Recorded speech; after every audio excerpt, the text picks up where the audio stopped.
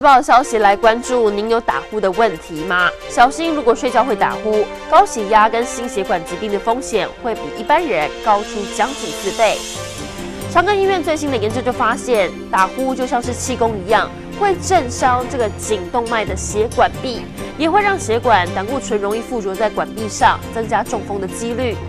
这项研究已经刊登在国际期刊。而医师也指出，像是吸烟、年纪比较大、肥胖，或者是常常仰睡，都可能会造成打呼。1个礼拜如果超过4次，就应该要来就医了。但其实国人打呼的比例也不低，15岁以上的民众有过半的民众都会打呼。值得注意的是，相较于不会打呼的人，这打呼的人呢，罹患高血压的风险高出了2.4倍，而心血管疾病的风险更高出3.7倍。